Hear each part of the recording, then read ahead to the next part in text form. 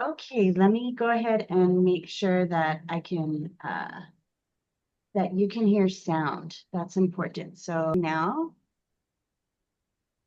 great. Thank you. Thank you everyone for coming to our workshop um, about thriving under pressure, stress management, and adaptability. I'd like to take a moment to introduce myself and my colleagues. My name is Angela Coloretti McGough, and I'm coming to you from the Kapiolani Community College Employment Prep Center. And Craig Mitchell is here representing the Hawaii Community College Career Center.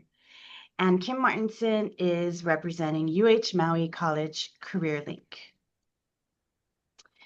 So we have a few objectives. Research has consistently demonstrated that learning occurs more easily and rapidly when there are clear goals to learn. So with this in mind, let's review our goals for today. We're going to talk about stress and its constant presence in our lives. You'll learn a 3-option method for addressing any stressful situation, as well as a toolbox of personal skills, including using routines and physical and environmental relaxation techniques. We'll discuss how to cope with major life events and end with a stress identification and management system that you can use on your own. Throughout the workshop, we're going to have quotes to break up our modules. And this one comes from Hans Selye, who actually was a psychologist that created the term stress as we know it. And it says, "It is not stress that kills us, it's our reaction to it." Which brings us to, what is stress? So we'll look at what stress is during the workshop and explore how it can be both negative and positive. And we'll look at the AAA approach that will form the basis of this workshop. So the dictionary defines stress as physical, mental, or emotional strain or tension, and a situation, occurrence, or factor causing this strain or tension. We tend to think of stress as only one thing, the negative feeling of being distressed. But stress can be negative or positive. It's a very individual thing. So, for example, for some, presenting a workshop like this can be very stressful and distressing, but I actually really enjoy presenting. So, one thing to remember during the workshop is, since stress is different for everyone, your approach must be personalized too. Psychologist Richard Lazarus coined the term eustress in 1974. Together with Susan Folkman, they developed the transactional model of stress and coping. Eustress means stress with a positive effect. So, how can stress be positive, you might ask? Think of the emotional strain caused by these positive events: winning a race, being a new parent, riding a roller coaster, or watching a scary movie. In these situations, the physical, mental, or emotional strain actually produces positive emotions rather than the negative emotions usually associated with distress. So without distress or eustress, life would be flat. So next up, we're going to review what we learned, and you'll have the chance to answer in the chat some review questions throughout the workshop. The first of which is a definition of stress? A fit of laughter, B, a job well done, C, a physical, emotional, or mental or emotional strain, or D, a new puppy. So in the chat, let us know what you think. Good job. Yes, C. It's physical, mental, or emotional strain or tension, or the things that cause those. Which of these could be defined as a eustress? A, losing sleep, B, interviewing for a job, C, missing a deadline, or D, winning a race?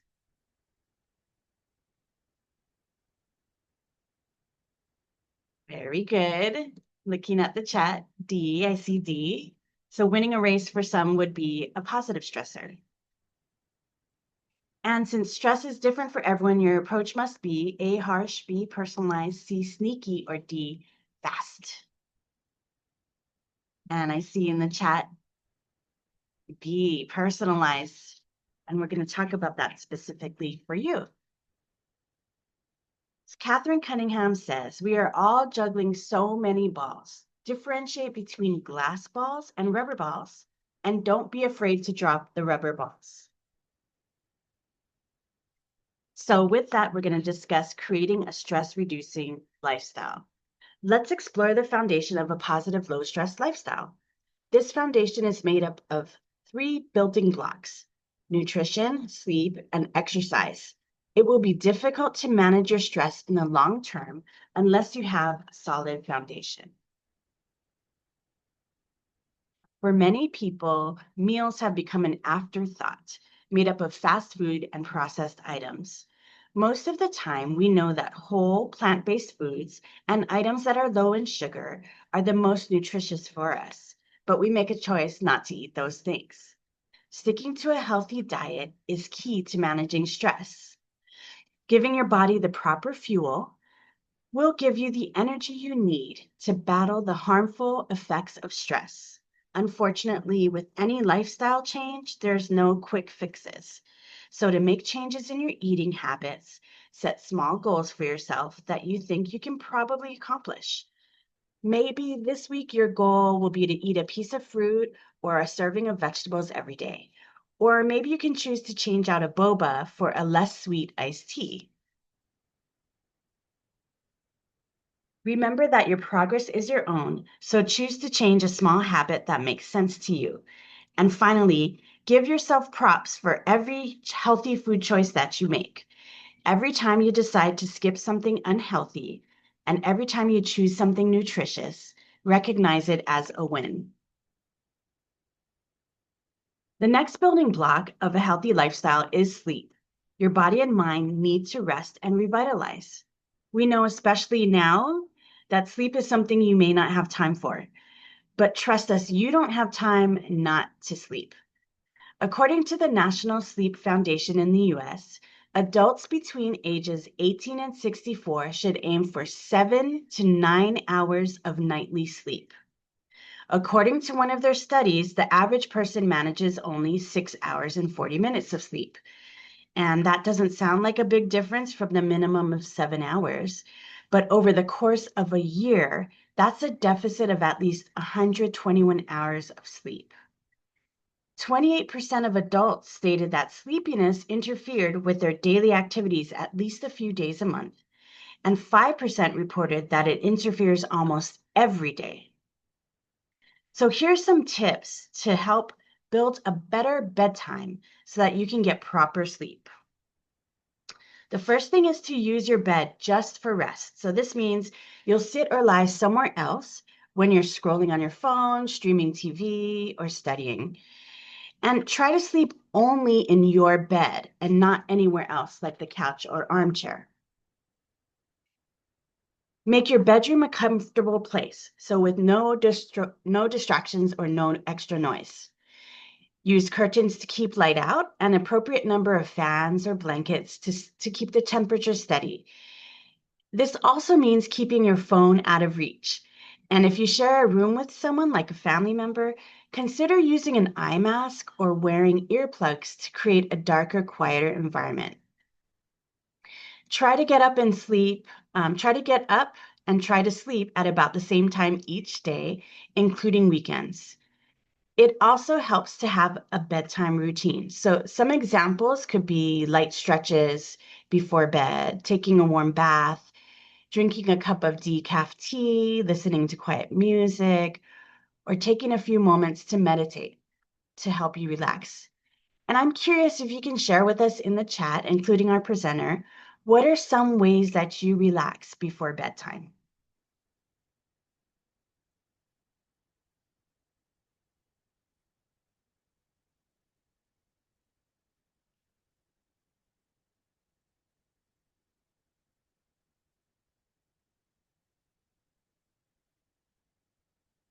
So a couple people are saying read a printed book, or maybe read something in like a tablet. Um, you know what? I agree. Another person says to eat a snack. Sometimes you can't sleep well because your body's just a little bit hungry. So eating a snack. And then for me, sometimes taking melatonin or drinking like chamomile tea, which someone else mentioned, and sometimes a glass of wine can help you to unwind and relax at the end of the day. Thank you so much for sharing those ideas. So here we come to exercise. It is the last building block in your foundation of stress management. Finding time to take care of our bodies is another challenge many of us face. Exercise is an important part of stress reduction for many reasons. Exercise increases our endorphins, which promotes feelings of happiness and reduces feelings of pain. Any physical activity that increases your heart rate and your body's use of oxygen can create this happy feeling. Exercise helps clear your mind and can help you work out negative emotions that can result from distress, such as anger and frustration. Exercise can also give you time alone to think through stressful situations, or completing an activity with others might help you build a supportive community for yourself. A lot of this is common knowledge, but with everything else going on, it is helpful to think about how you can incorporate the habit of exercise as a lifestyle change. One tip is to find some kind of movement that you enjoy so you can easily repeat the activity. This could be dancing, hiking, skating, walking the dog, vacuuming the entire house, or taking a walk around a mall. So I'm curious to hear in the chat again, what are some of the ways that you use to get your body moving that you enjoy?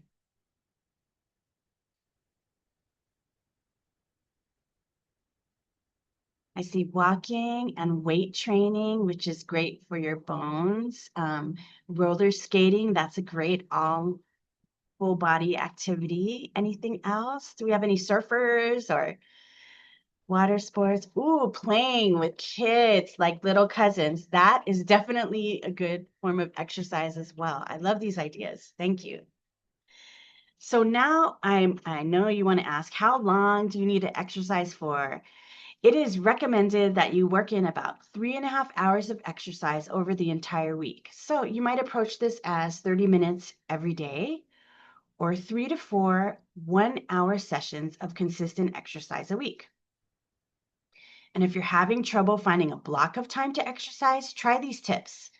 So for those who are able, take a short walk, like someone mentioned, taking a short walk right after lunch and dinner.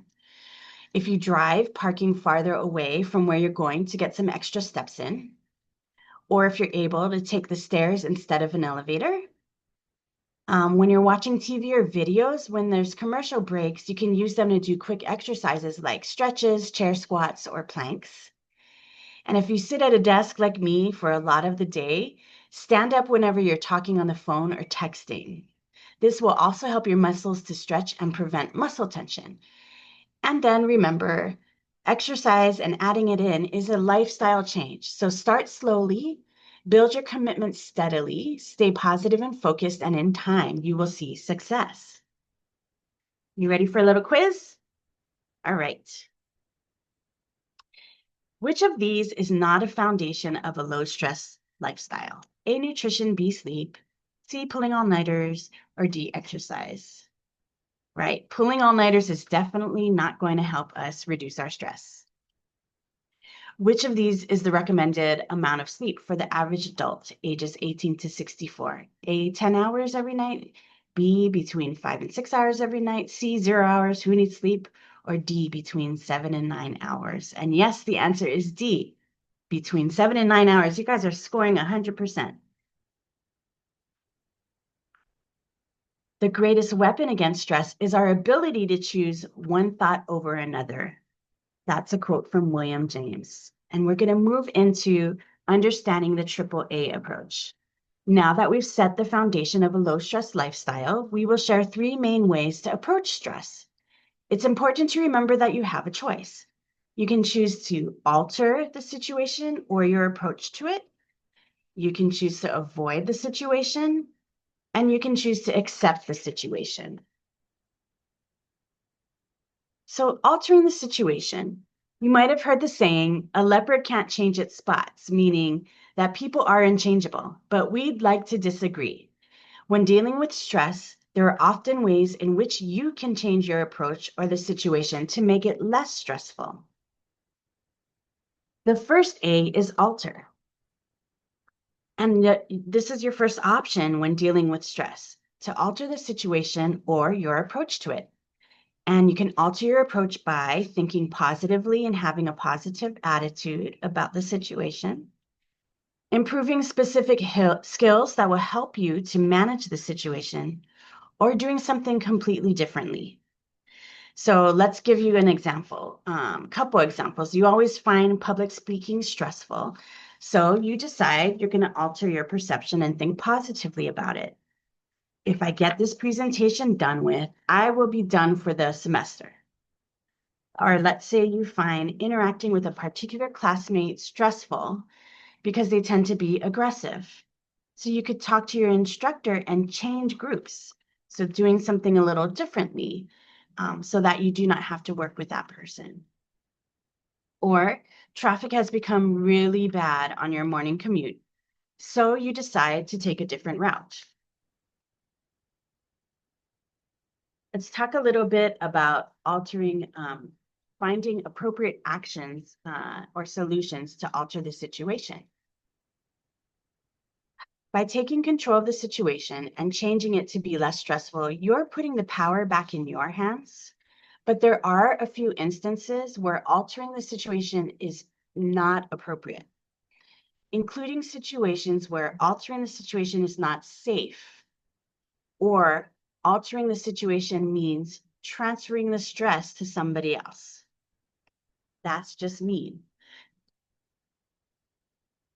So there's also some appropriate and inappropriate actions to consider when you're altering your situation. You want to make sure that the benefit will be worth the effort in the long term. So for example, with that previous situation where you want to take a different route to avoid the traffic, if that route will take you 40 minutes out of your way, making you run later and then causing more stress for you in the long run, that's probably not worth it. So make sure that your actions are going to be worth the effort. And then also make sure that they are helpful and kind to everyone that's involved. Adding negativity to your life will not help to reduce stress. Let's take a little break and have a quiz. So which of this is your first option when dealing with stress? A, run, B, fight, C, alter, D, ignore it. Quickly, everyone says C, alter. Excellent. And which of these is not an appropriate way to alter a stressful situation? And right away, folks say D, transferring the stress to someone else. It's not a productive response, and it's probably not good for your relationships either. So now that we've completed alter, I'm going to pass the mic over to Craig. Glennon Doyle shares with us that being human is not hard because you're doing it wrong. It's hard because you're doing it right. And that context will bring us into the next section. In the previous module, we talked about taking power over the situation and changing it to make it less stressful.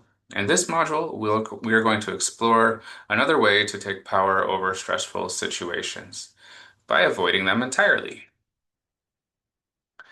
So we talked about three main ways to approach stress, the triple A, alter, avoid, and accept. The second A stands for avoid. If drinking coffee gives you indigestion and causes you stress and embarrassment at work, don't drink coffee. This A is all about identifying the things that you needlessly stress about and how to remove those items from your life. Avoiding the situation is only appropriate if repercussions are non-existent or extremely minor, and if other people are not negatively impacted. But do not use this approach if avoiding will cause more stress in the long term than the short term. For example, avoiding your final paper or skipping a midterm, or if avoiding will transfer stress to someone else, or if avoiding will negatively impact your health or safety. Yeah, lots of times we don't want to avoid, but sometimes it can be a healthy option. So one of the most powerful tools for avoiding a stressful situation is the positive no.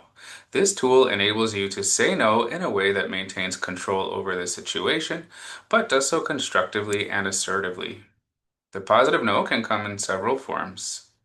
For example, Say no followed by an honest explanation, such as, I am uncomfortable doing that because, or say no and then briefly clarify your reasoning without making excuses. This helps the listener to understand your position better. For example, I can't visit our neighbor right now because I promised Jenny I would take her to the playground. Or say no and give an alternative. For example, I don't have time today, but I could schedule it for tomorrow morning. Empathetically repeat the request in your own words and then say no. So, for example, I understand you want everyone to eat the smoked meat you made, but I don't eat meat. So you can provide an assertive refusal and repeat it no matter what the person says. This approach may be most appropriate with aggressive or manipulative people. It can be an effective strategy to control your emotions too. For example, I understand how you feel, but I will not or cannot fill in the blank. Yeah. Remember to stay focused and not become sidetracked into responding to other issues. Remember, only use this approach in appropriate situations as we previously discussed. Quiz time. Which one of these is a way to take power over a stressful situation? A, let the work pile up for later. B, pass it off to someone else. C, only do enough to make it look good. Or D, avoid if it's appropriate. That's right. D, only avoid if it's appropriate. And when is avoiding a stressful situation appropriate? If repercussions are non-existent or extremely minor, if someone else takes the blame, if no one will notice, or if it puts someone in harm's way. A, of course, yeah. Avoiding the situation is appropriate if repercussions are non-existent or extremely minor. And which of these is a positive tool you can use to avoid a stressful situation? You guys are so fast. Yep, there you go. The answer is D, using the positive no. A very useful tool to practice. I use it all the time.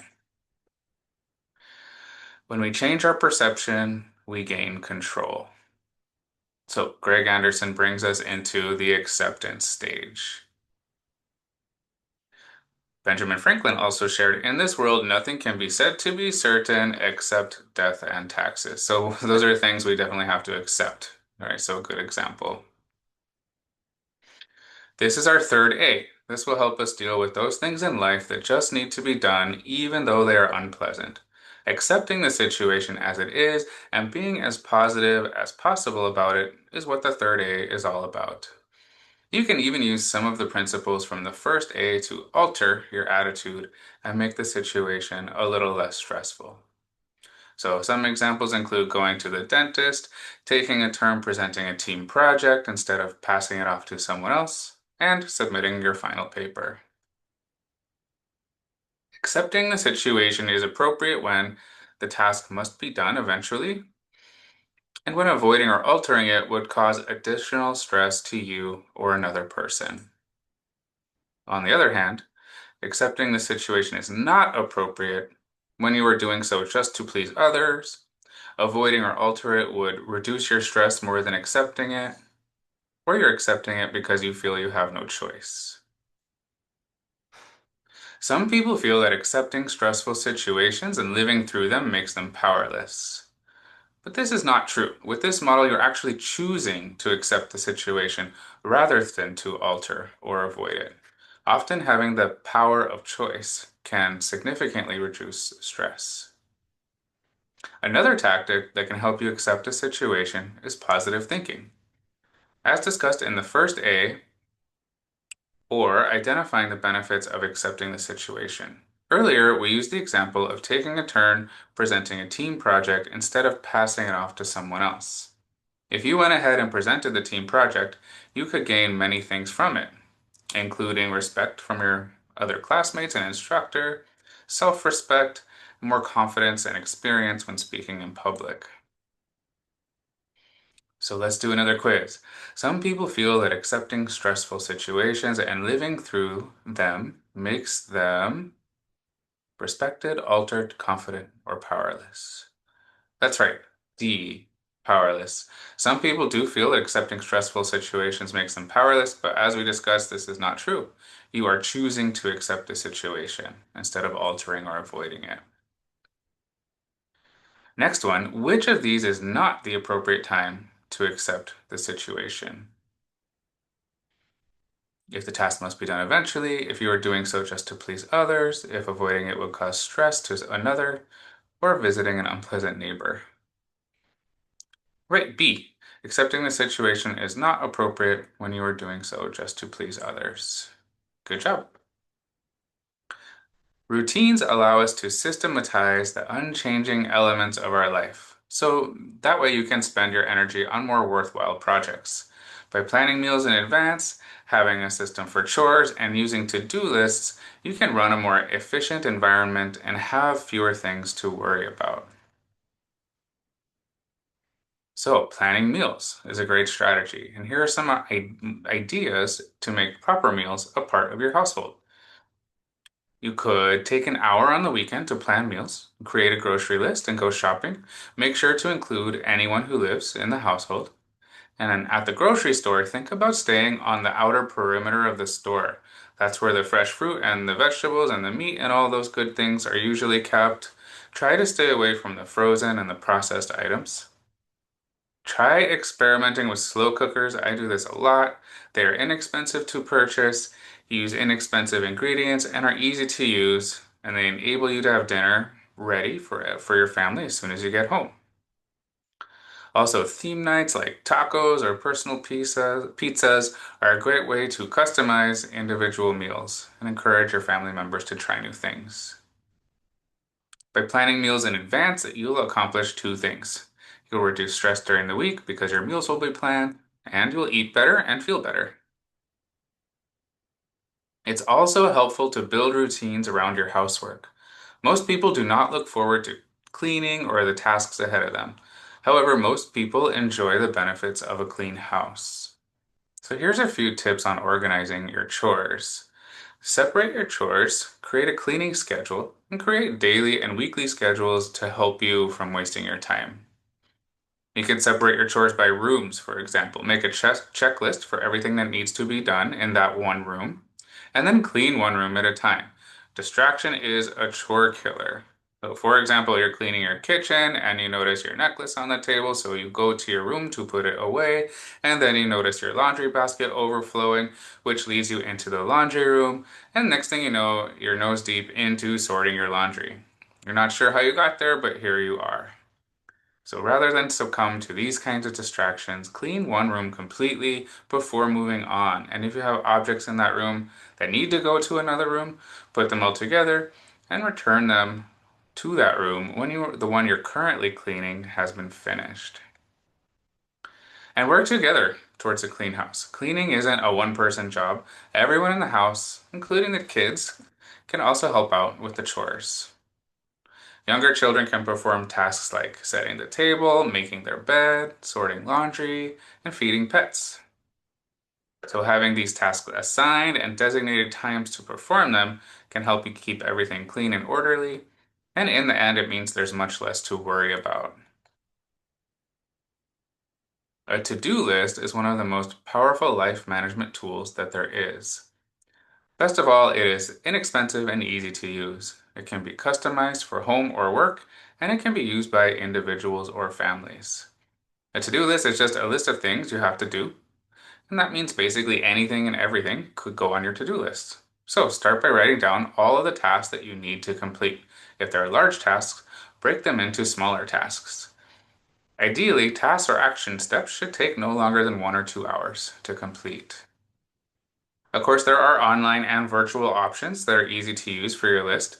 Google Calendar is a great option, but sometimes the connection of writing thoughts onto paper can also be good for memory. When something is handwritten, your brain is forced to process the information, which helps you to retain that information. So that's also a good tip for studying. And remember, you're shooting for progress, not perfection. The imperfect project you actually complete is worth more than the perfect project that you never finish. And adopting the right attitude can convert a negative stress into a positive one. So far, we have talked about how to create a stress-reducing lifestyle and how to reduce the impact of stressful situations. Despite all of these preventative steps, stress will still happen. When it does, it's important to have some tools to keep our cool. So, have you ever wished that you could just escape to a personal paradise when things get tough? Perhaps you imagine being on the beach or a cozy campsite in the middle of the woods. Although escapism isn't a good plan long term, having a mental place to escape to and regroup can be a useful tool at times. So, to create your personal sanctuary, start by thinking of your favorite place. It could be anywhere on the beach, a snowy mountain, an exotic jungle, wherever you imagine you would feel most relaxed and safe. So, now use your senses to capture all of the elements of your sanctuary. What do you see there? What does it smell like? What does it taste like? For example, can you taste the salt in the ocean air? How does this place make you feel? What textures do you associate with this place? What sounds do you hear? Feel free to create a physical sanctuary by writing down your observations, drawing picture, or even tucking away a physical piece of it, like a rock or a picture, in your desk to remind you. Music can also be a great soother for the soul. Experts believe that rhythm has powerful effects on our bodies. If you need to relax, try to listen to some calming music. Chill study music, jazz, or classical, and even nature sounds are great ways to transport you to another place and give you time to unwind and regroup after a stressful situation. Music with an upbeat tempo can help you get back into the groove and up your mood. If you're musically inclined, playing an instrument and singing along can relieve a ton of physical and mental tension. And even if you aren't musically inclined, put on your favorite song and sing along. We guarantee this will make you feel better. Humor is another great stress reliever. It has been scientifically proven that a good belly laugh lowers blood pressure. It reduces hormones created by stress, and it gives the immune system a boost. It also creates a sense of well-being and happiness.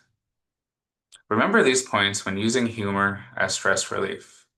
Watching someone tell a funny story or a joke can be a great way to make you laugh. Seeing the humor in a stressful situation can be difficult, but it can also help you put things in perspective.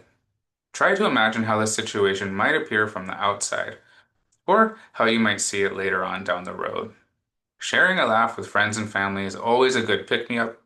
When sharing jokes at work or school, be sure to be sensitive to others and make sure that what you're sharing is appropriate. Now I'll send it over to Kim. Okay, thank you. I have never in my life envied a human being who led an easy life. I have envied a great many people who led difficult lives and led them well. From Theodore Roosevelt. So next we're going to move into physical relaxation techniques. Okay. So stress can cause many physical and emotional side effects, including muscle tension, headaches, high blood pressure, obesity, digestive problems, your increased vulnerability to illness. So when you're stressed over a long period of time, the effect on your body and mind increase. And this is why it is so important to reduce stress on your body and your mind. Okay. So we're going to do a few soothing stretches if you could join along with us. Okay. So having some quick, easy stretches in your stress management toolbox will help you ease some of the physical tensions caused by stress. In fact, these can and should be used several times a day to help prevent muscle tensions and feeling stress. Okay, so the first one is neck roll. So let your chin hang down to your chest, and then next you're slowly going to roll your head to your left and have your ear or your head touch your left side. So your ear should be near your left shoulder. And then next you're going to roll your head backwards as far as you can go. That's comfortable. And now slowly roll your head to the right so that your right ear is near your right shoulder. And you want to continue rolling your head until your chin is once again hanging on your chest. Okay? Now you can repeat the process, and you can also switch it up by going from the left first, then go to the right.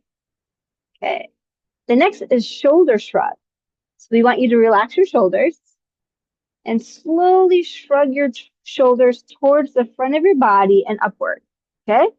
And then next, you're going to shrug your shoulders down towards the back of your body.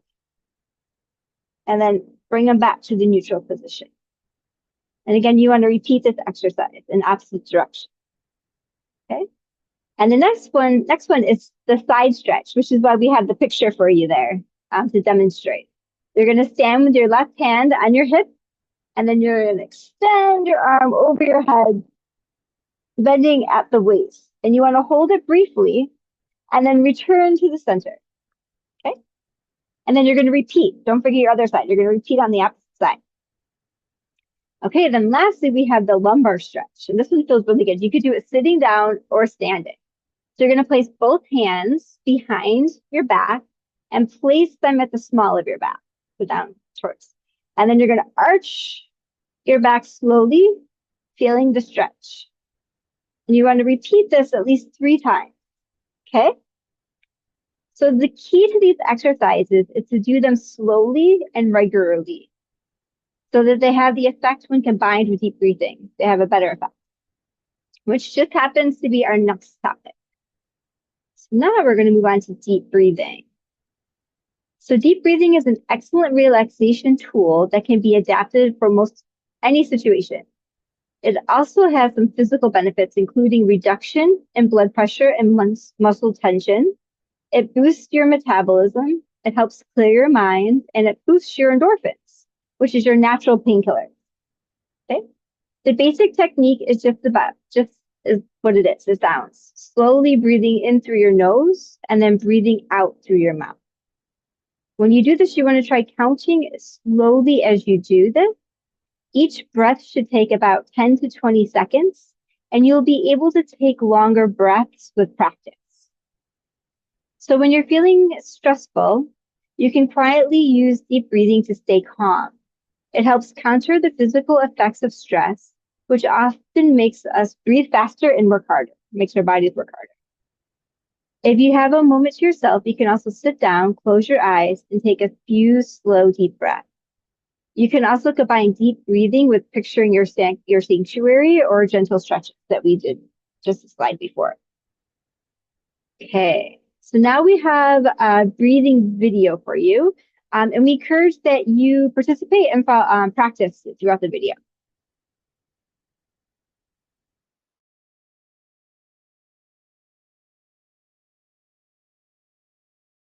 There are times when we all experience feelings of stress or anxiety.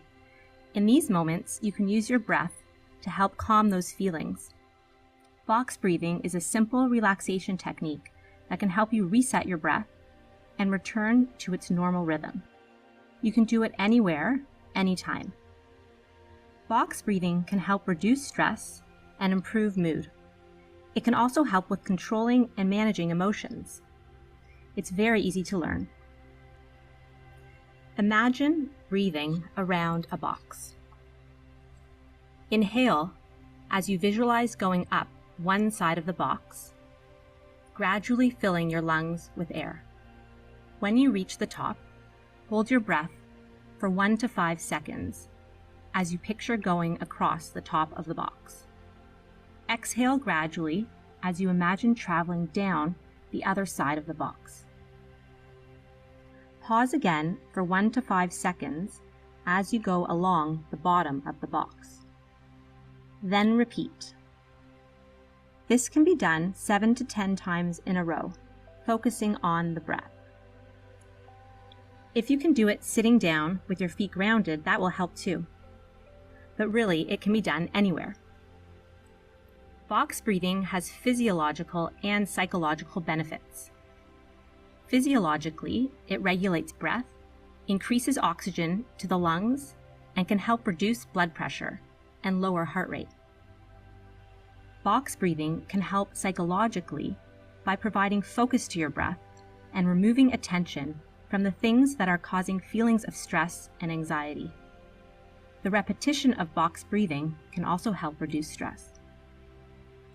So, in moments when feelings of stress and anxiety are overwhelming, remember box breathing and the power of your breath as a simple way to relax and breathe a bit easier.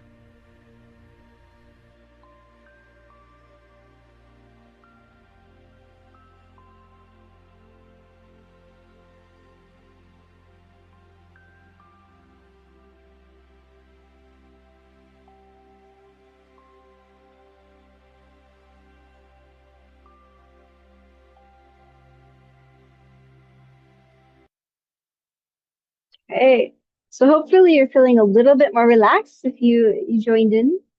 And next we're going to talk about tensing and relaxing.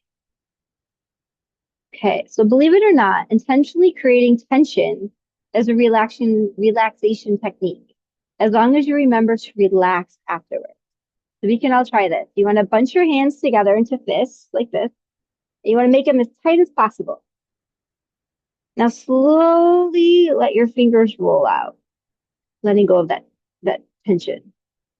You want to feel that tension evaporate from your hands and your fingers. You can try it again. You want to do it slowly. And for maximum effect, take deep breaths while you're tensing and relaxing.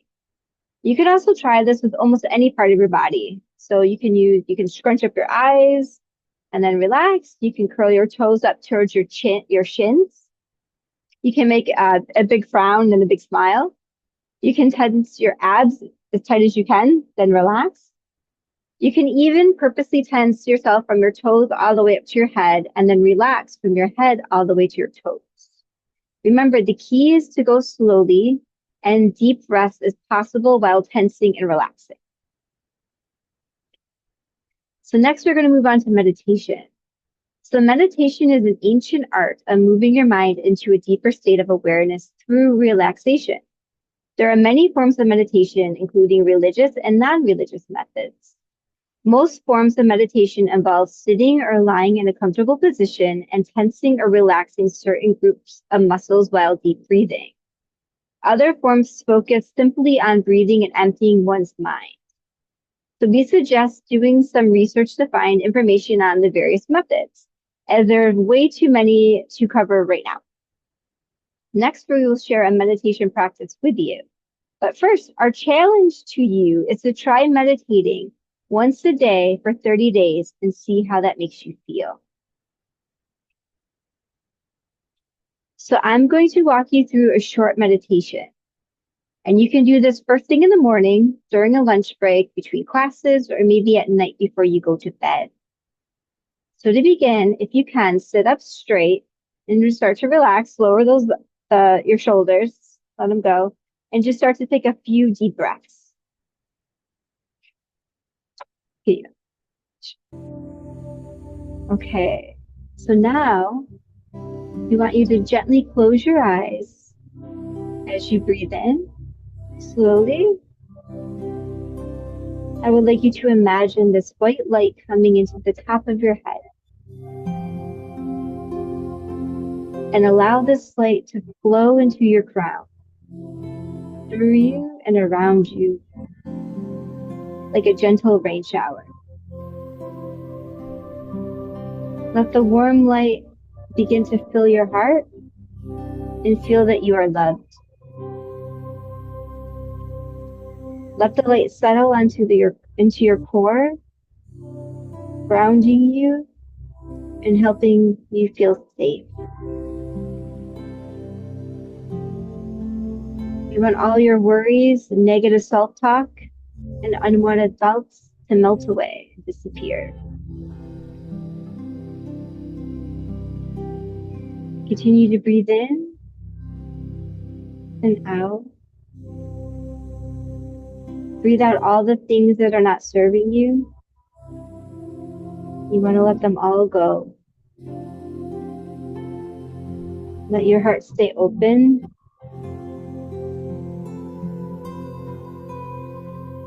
Let your mind relax.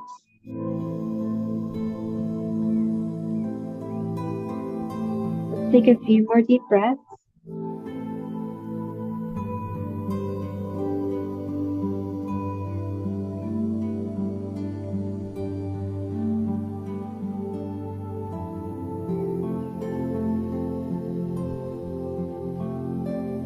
shake away any last bit of tension you might be holding on to.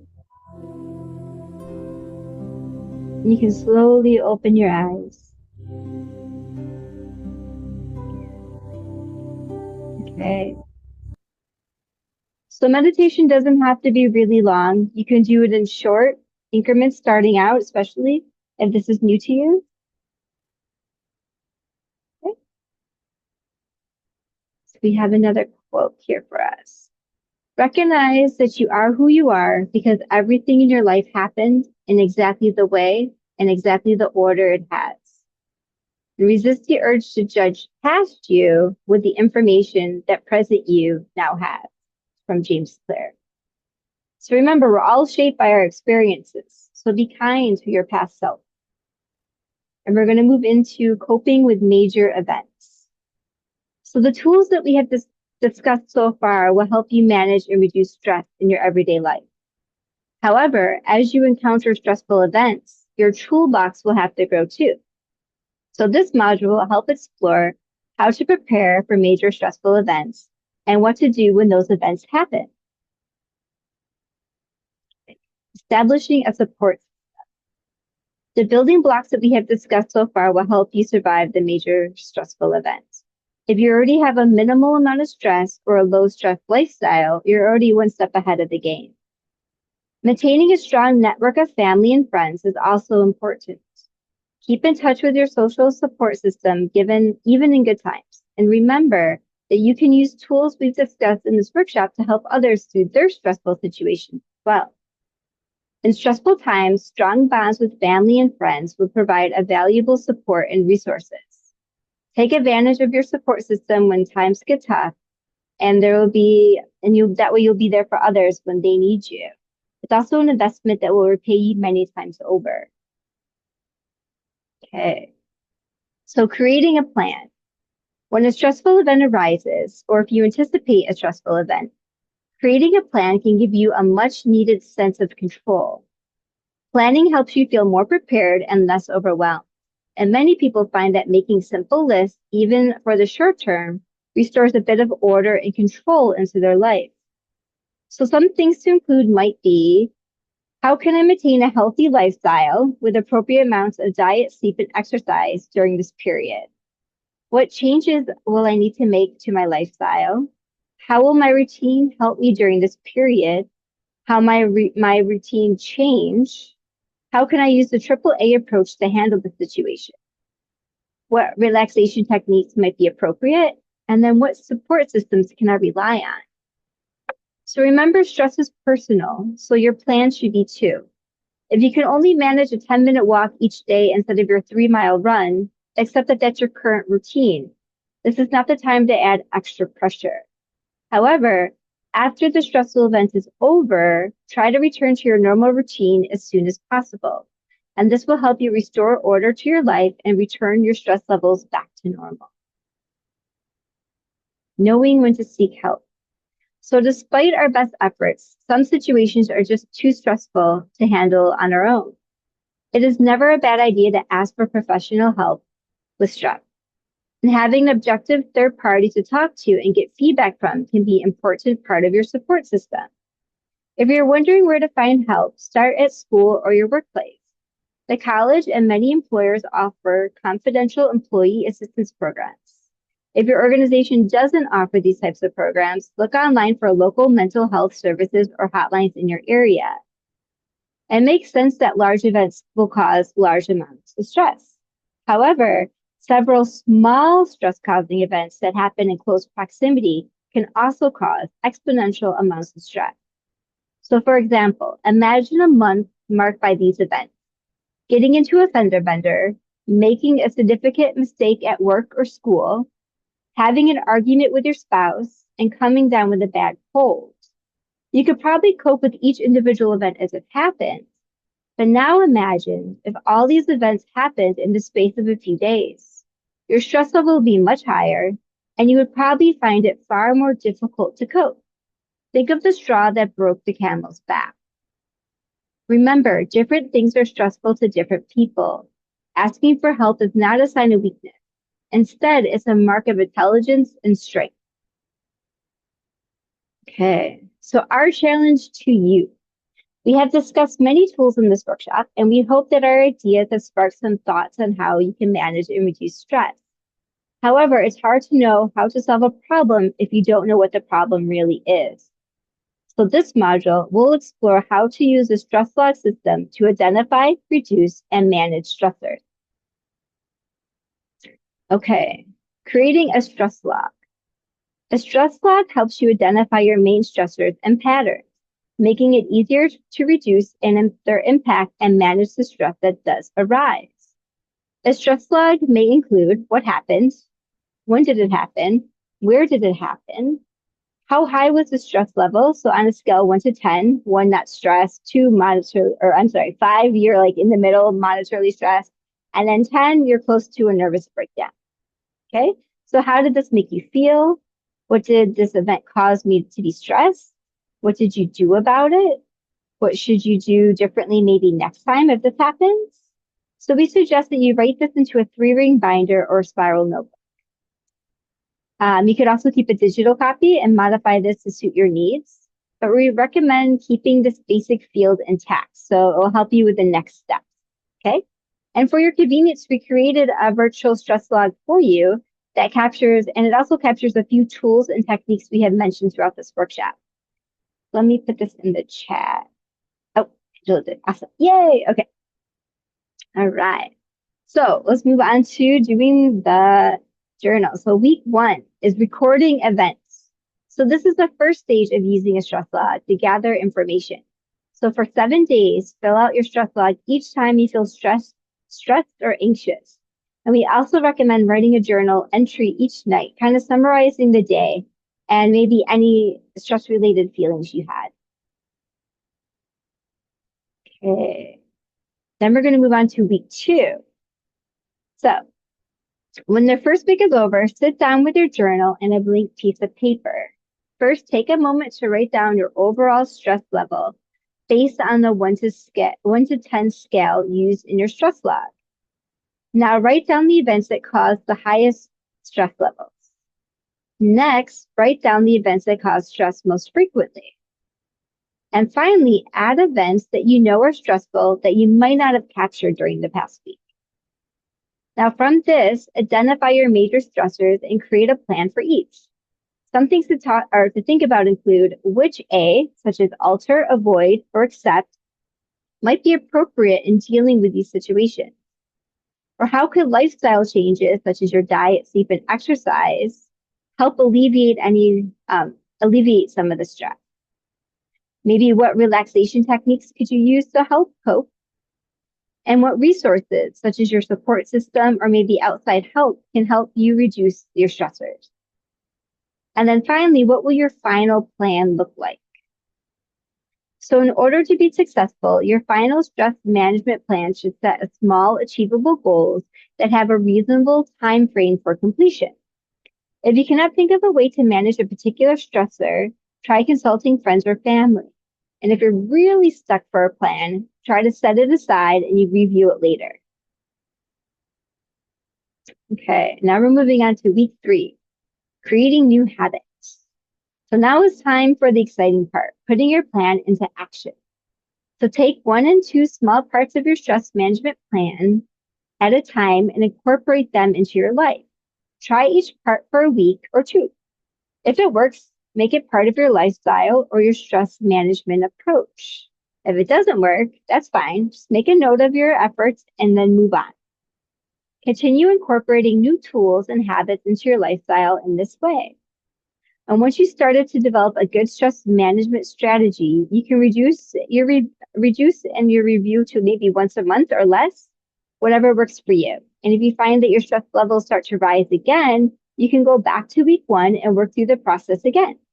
You're shooting for progress, not perfection. Okay. So now we're coming to an end. So although our workshop is coming to a close, we hope that you enjoyed, we hope that your journey to improve your stress management skills is just beginning. And we wish you the best of luck on the rest of your journey. Okay. And then does anybody have any questions?